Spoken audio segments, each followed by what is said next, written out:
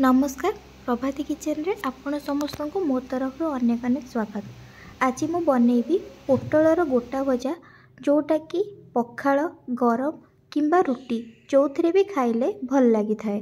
ताहले चलंतु स्टार्ट करबा आजिर रेसिपी। एठारे पोटल को मु धोईकी काटी नहीं देखो मो पतला पतला करी भल से काटी नहीं।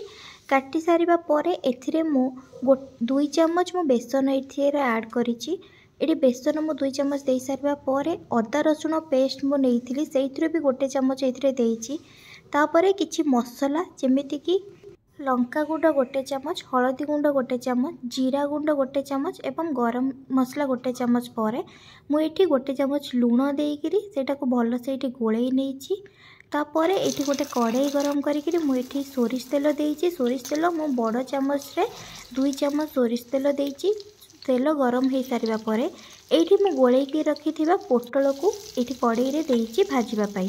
गोटे साइड पोटल हो तार आर साइड को ये ओल्टे दूसरी आउ आर साइडटा हो पर्यंत टिके वेट कर। मुझे गैस को स्लो फ्लेम रे रखी जेहेतु पोटल गोटा अच्छी यहाँ हाँपाई टिके टाइम लगे से मुझे गैस को स्लो फ्लेम रे रखिक भाजुची। एठारे आपण मैंने भिडटी आरंभ शेष पर्यंत देखूँ।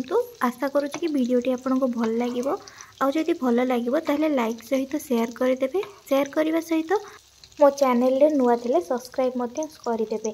सब्सक्राइब करने सहित पाखरे थिबा छोटो बेल आइकन को क्लिक करदे जहाँद्वारा मो नेक्स्ट जहाँ जहाँ भी वीडियो आनिबी ताहार नोटिफिकेशन आपण पाखक पहुँची जिवो।